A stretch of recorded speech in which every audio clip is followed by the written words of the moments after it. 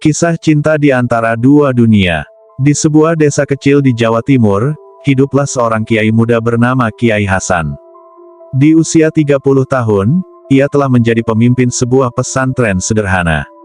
Kiai Hasan dikenal karena kebijaksanaannya, keteguhan imannya, dan kemampuan menyembuhkan berbagai penyakit melalui doa.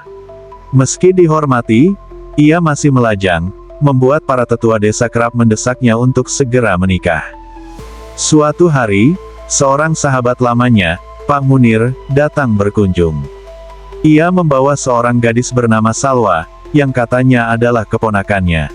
Salwa adalah wanita cantik dengan kulit kuning langsat, mata bulat besar, dan senyum menenangkan. Namun, ada sesuatu yang misterius dalam sorot matanya yang dalam. "Hasan," ujar Pak Munir, "Salwa ini yatim piatu. Saya merasa dia membutuhkan seorang suami yang bisa membimbingnya. Siapa lagi yang lebih cocok selain kamu?" Awalnya, Kiai Hasan ragu. "Pernikahan bukan perkara ringan, Pak Munir. Saya butuh waktu untuk beristihara." Namun, setelah banyak merenung dan berdoa, Kiai Hasan akhirnya menerima lamaran tersebut. Pernikahan sederhana mereka dihadiri para santri, warga desa, dan keluarga dekat. Awal kebahagiaan. Di bulan pertama pernikahan, Kiai Hasan merasa hidupnya seperti mimpi. Salwa adalah istri yang sempurna, penuh kasih, pandai memasak, dan melayani suaminya dengan tulus. Namun, ada sesuatu yang mulai mengusik pikirannya. Setiap kali Kiai Hasan ingin menjalankan kewajiban suami istri, Salwa selalu menolak dengan berbagai alasan. Ia juga sering duduk di tepi sumur belakang rumah sambil melamun, seolah berbicara dengan seseorang yang tak terlihat. Tetangga mulai melaporkan kejadian aneh. Mereka mengaku melihat sosok mirip Salwa berjalan di hutan tengah malam. Namun, Salwa bersumpah bahwa ia tidak pernah meninggalkan rumah. Kecurigaan yang tumbuh. Ketua desa, Pak Marwan, akhirnya memberanikan diri berbicara kepada Kiai Hasan. "Kiai, maaf jika saya lancang. Saya merasa ada aura tak biasa dari istri sampean. Apakah Kiai pernah merasa janggal?" Awalnya, Kiai Hasan mengabaikan ucapan itu. Namun, semakin lama, keanehan semakin sulit diabaikan. Salwa tampak gelisah setiap kali mendengar ayat-ayat tertentu dilantunkan. Kiai Hasan mulai berdoa dan mendalami kitab kuning untuk mencari petunjuk.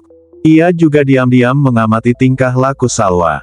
Ritual pengungkapan. Dengan hati berat, Kiai Hasan meminta bantuan Pak Marwan untuk melakukan ritual pengungkapan. Ritual ini dilakukan di malam hari di kamar kosong pesantren. Pak Marwan membawa kitab suci, air zam-zam, dan kemenyan. Ketika doa-doa dilantunkan, angin kencang tiba-tiba bertiup, meski malam itu cuaca tenang. Air zam-zam bergolak, dan bayangan wajah Salwa muncul di permukaannya. Namun, matanya berkilat merah menyala. "Hasan," ujar Pak Marwan dengan suara tegas, "istri sampean bukan manusia. Ia adalah jin yang menyamar. Tapi kita belum tahu apakah niatnya baik atau buruk." Pengakuan Salwa. Setelah ritual itu, Kiai Hasan mengajak Salwa berbicara. Dengan air mata mengalir, Salwa akhirnya mengaku. "Hasan, aku bukan manusia. Aku adalah jin yang menyamar karena aku mencintaimu. Aku takut kehilanganmu." Meskipun marah dan kecewa, Kiai Hasan merasa dilema. Cinta dan tanggung jawabnya sebagai pemimpin pesantren membuatnya bingung. Keputusan yang berat. Kiai Hasan akhirnya memutuskan untuk melepaskan Salwa demi kebaikan semua pihak. Bersama Pak Marwan, ia melakukan ritual terakhir untuk mengembalikan Salwa ke dunianya. Di bawah sinar bulan purnama, Salwa berdiri di tengah lingkaran doa. "Hasan," ujar Salwa dengan senyum sedih, "terima kasih atas cinta dan kebaikanmu. Aku akan selalu mendoakanmu." Tubuh Salwa memancarkan cahaya lembut sebelum menghilang. Setelah kepergian Salwa, pesantren kembali tenang. Kiai Hasan tetap menjalani tugasnya dengan penuh dedikasi. Meski hatinya terluka, ia tahu bahwa cinta sejati tidak selalu berarti memiliki. Hingga akhir hayatnya, Kiai Hasan dikenang sebagai sosok bijaksana yang menghadapi ujian luar biasa dengan keteguhan iman. Di suatu tempat yang jauh, Salwa hidup dengan damai, mendoakan kebahagiaan bagi pria yang pernah ia cintai.